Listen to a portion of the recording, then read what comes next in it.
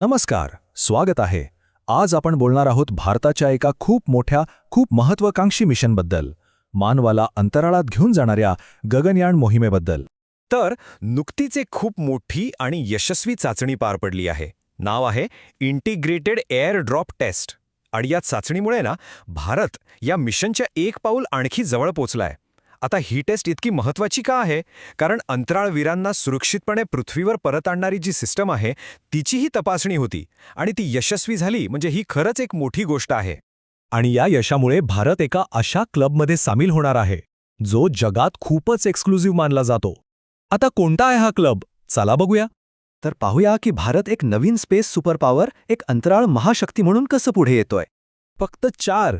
हो, जर गगनयान मोहीम यशस्वी झाली तर भारत स्वतःच्या ताकदीवर मानवाला अंतराळात पाठवणारा जगातला फक्त 4था देश ठरेल. आत्तापर्यंत हे कोणी केलंय? तर फक्त 3 देशांनी, अमेरिका, रशिया आणि चीन.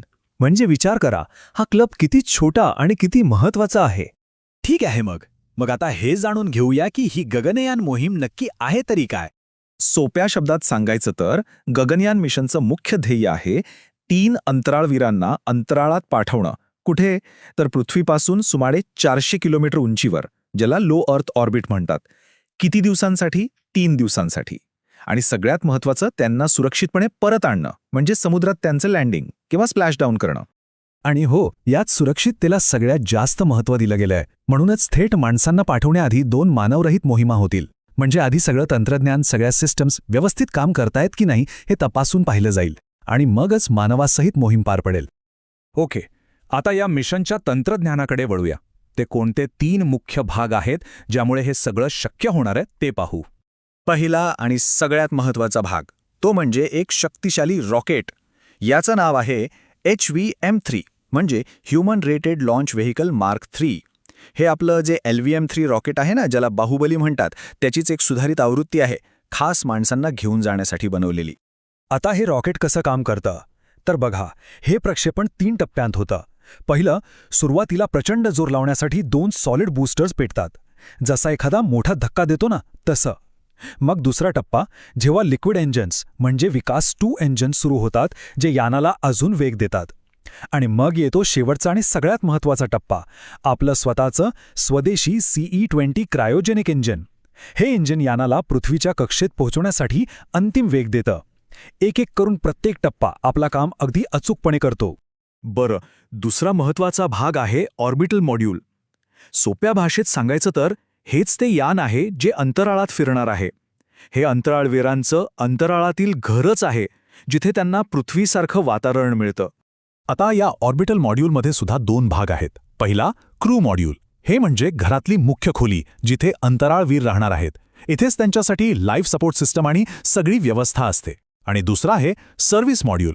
हे म्हणजे घराला लागणारी सगळी उपकरणं, जसं की पॉवर सप्लाय, पाणी, ऑक्सिजन, इंधन, हे सगळं वाहून नेणारा भाग. म्हणजे एक आहे घर आणि दुसरा आहे त्या घराचा बॅकअप.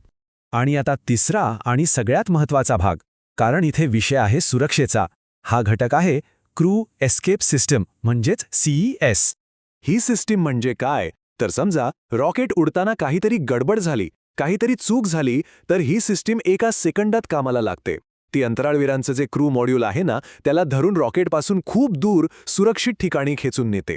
म्हणजे ही एक प्रकारे अंतराळवीरांची लाईफ सेव्हिंग जॅकेट किंवा इमर्जन्सी एक्झिटच आहे. त्यामुळे हे तंत्रज्ञान खूप खूप महत्त्वाचं आहे. ओके, तर हे मिशन कसं काम करणार आहे हे तर आपण पाहिलं.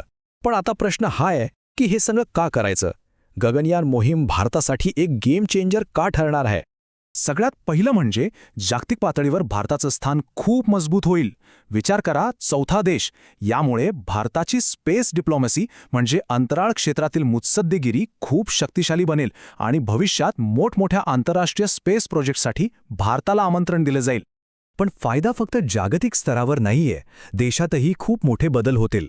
या मिशनसाठी जे नवीन तंत्रज्ञान बनवलं जातंय ते फक्त अंतराळापुरतं मर्यादित राहत नाही, ते इतर उद्योगांमध्येही वापरलं जातं. त्यामुळे देशाच्या अर्थव्यवस्थेला चालना मिळते, नवीन नोकऱ्या तयार होतात आणि सगळ्यात महत्त्वाचं, आपल्या देशातल्या तरुण पिढीला सायन्स आणि टेक्नॉलॉजीमध्ये काहीतरी मोठं करण्याची प्रेरणा मिळते. पण एक गोष्ट लक्षात घ्या, गगनयान हे शेवटचं स्टेशन नाहीये. उलट हे तर फक्त सुरुवात आहे.